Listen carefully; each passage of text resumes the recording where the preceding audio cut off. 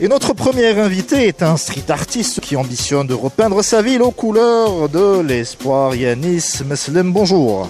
Bonjour Reda. Ça va? Très bien, merci et toi? Oh là, alhamdoulilah. Tu vas nous raconter un peu comment tu es tombé dans la potion magique du street art à la base. Allah ebak, merci à toi. Bon, c'est déjà un honneur aussi pour moi d'être invité. Moi, à la base, ce qu'il faut savoir, c'est que je suis de formation... Alors, tu es licencié en commerce à la base? Exactement, donc je suis de formation marketeur. Donc, c'est pas du tout un domaine similaire au dessin, etc. Après, pour ce qui est du dessin, j'ai commencé à dessiner depuis tout petit. Donc ça avait commencé avec les documentaires animaliers, je regardais beaucoup de documentaires animaliers, donc je me tentais de reproduire à chaque fois les animaux que je regardais, c'était ou des lions ou des éléphants, etc. Toujours à mon échelle, donc à hauteur de 60 cm du sol, donc on avait je sens les murs gribouillés de la maison familiale. À l'époque on avait du papier peint, donc c'était des dessins. C'était l'occasion pour refaire le papier peint de la maison. D'accord. Exactement. Ou pas, hein, si c'est joli, autant le garder. Je pense pas, je pense que j'étais plus grondé pour ça. Donc voilà, donc ça a débuté de là, je devais avoir 5 ans à peu près, 6 ans. Et ça avait débuté de là, puis à mes 12 ans, on va dire 14 ans, c'était plus tout ce qui était manga, etc. Et puis on évolue, à chaque fois on essaye une nouvelle discipline, un nouveau truc. Mais toujours dans l'ambition d'en faire quelque chose de professionnel, ou c'était Ghost Orberg? Très honnêtement, non. Très honnêtement, c'était une pure passion, pas plus. Je m'éclatais à l'idée de faire ça, je me dépensais, etc. Donc je me découvrais si on préfère. Et puis petit à petit, j'ai été sollicité pour ce qui était des murs, des façades de murs pour les clubs de foot, etc. Donc c'était des jeunes supporters qui voulaient faire... c'est-à-dire habiller tout un mur, comme pour ce qu'on fait là actuellement, on voit ça beaucoup à Bellecour pour l'USMA. Oui, la CRB, je salue notre ami Moukdad d'ailleurs, qui est le peintre, le graffeur officiel du CRB et qui fait un travail extraordinaire avec toutes les anciennes figures de ce club mythique. Oui, magnifique.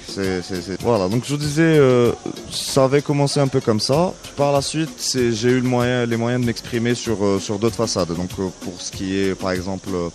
des espaces de coworking, des entreprises avec des murs à idées. Là, on a des business plans directement retranscrits sur les murs. Et puis voilà. Puis il y a aussi Techno qui est très avantageux en Algérie. Donc on va faire un petit peu de pub pour Techno. On le dit une fois et on ne le dit plus jamais. D'accord. Donc parce qu'en fait, c'est là où on trouve le plus de matériel. C'est pas très évident de trouver du matériel donc en Algérie.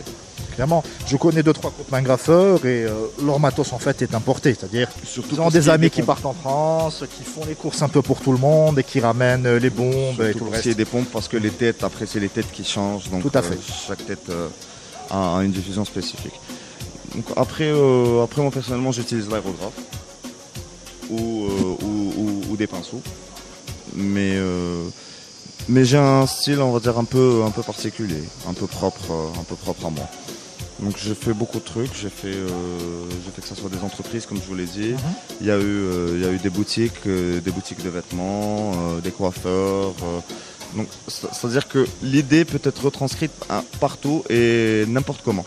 Donc si je comprends bien, en fait c'est pas forcément l'émanation d'une certaine culture urbaine, hein, comme on peut le voir chez certains graffeurs, ou c'est plus une représentation du réel quelque part, et de Exactement. tes inspirations en fonction des rencontres, en fonction des envies. Mais ça vient pas de la street en fait, c'est ça ce que... Ça peut aller de la street, ça peut s'adapter sur la street, mais ce n'est pas réellement le graffiti qu'on connaît, c'est pas ce qu'on appelle du graffiti. C'est pas de l'écriture, des tags, c'est pas ça, c'est pas vraiment ça. C'est plus essayer de faire des œuvres artistiques, comme ce qu'on peut reproduire sur une toile, donc avec différents matériaux, avec différents matériaux, différentes touches, etc. Mais essayer de retranscrire ça sur un mur. Mais les deux ne sont pas incompatibles. Hein. Je sais que Sneak, par exemple, à Itouche, a exposé récemment. Hein. Le gars tag des murs et fait aussi des expositions en parallèle. Je pense à Splinter notamment, qui fait un travail extraordinaire d'exploration de l'urbain. Donc... je pense que la frontière entre galerie d'art et mur en bas de chez soi s'abolit de plus en plus. Moi je pense qu'il n'y a pas de frontière. Il n'y a carrément pas de frontière. Le mur sans jeu de mots, c'est effrité. Il n'y a carrément pas de frontière. Après, ce qui serait idéal,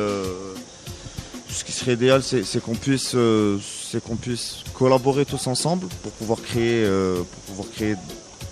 vraiment des œuvres magnifiques, pour pouvoir améliorer notre quotidien dehors. Bah, la façade juste en face de la radio algérienne est une œuvre collaborative de quelques dizaines d'artistes qui se sont mis ensemble pour justement accoucher de ce que tu peux voir juste en face du boulevard des Martyrs. Je trouve encore que c'est encore peu. C'est peu, je pense que c'est peu parce qu'on pourrait faire beaucoup plus, parce qu'on a beaucoup de façades neutres, beaucoup de façades... Bah, c'est une bonne question. Pourquoi peu? Est-ce que c'est parce que la culture justement du graphe n'est pas encore suffisamment implémentée en Algérie? Est-ce qu'il y a toujours cette espèce de cliché par rapport au où commence l'art et où finit le vandalisme et vice versa? Je pense que c'est plus ça, c'est où commence l'art et où finit le vandalisme, parce que on n'a pas encore dissocié l'un de l'autre. Et puis il y a aussi d'autres pressions qui seraient liées, ça serait peut-être des pressions socio... Bon, c'est le sujet qui fâche, hein, socio-religieuses ou après ça reste des dogmes. Oui, c'est de l'art, hein, donc voilà, on peut aborder tous les sujets. Il y a eu même, je ne sais pas si vous vous en souvenez, au niveau de la Grande Poste, il y a eu, ils ont effacé des visages. Celle de Louis certaines périodes, exactement. Moi, je suis totalement pour une union avec n'importe quel artiste algérien. Ben, déjà, ça serait un plaisir de pouvoir collaborer tous ensemble, d'exposer, parce que chacun a son empreinte, chacun a son idée, chacun a son style, chacun a sa propre inspiration. Donc c'est vraiment impossible qu'on puisse tomber sur un artiste qui fasse la même chose qu'un autre. Évidemment. Chacun a son propre. De toute façon, vous n'êtes pas nombreux, hein, les graffeurs en Algérie, on va pas se mentir. Hein. C'est pas le 9-3 où il y a 1000 graffeurs au kilomètre carré. Il doit y en avoir une grande vingtaine au grand maximum sur Alger. Les graffeurs, il n'y en a pas beaucoup, mais après, il y a beaucoup de personnes qui n'ont pas de difficulté avec le dessin, qui n'ont aucune difficulté avec le dessin ou la peinture ou représenter quelque chose sur un mur. C'est-à-dire qu'ils ont les proportions en tête, qu'ils peuvent représenter ça de manière correcte et ces personnes-là donc devraient tous s'unir pour faire passer des messages, comme pour ce qui est du port de la bavette, du transmission du virus, donc tout ce genre de choses. Parce que l'être humain, on a tendance à être plus imprégné par une image que par des mots ou par autre chose. Le poids des mots, le choc des photos, devise d'un célèbre personnellement, je serais plus attirée par une fresque d'une fille qui porte une bavette, un truc.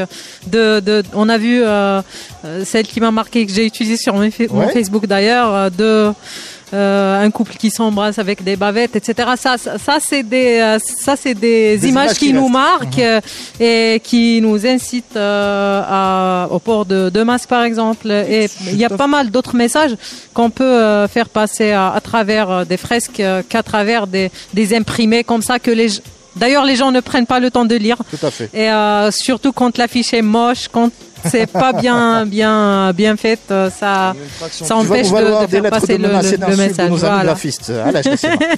Il faut envoyer ça à Nassima Guettal spécifiquement, s'il vous plaît. Petite pause musicale et on revient tout de suite après.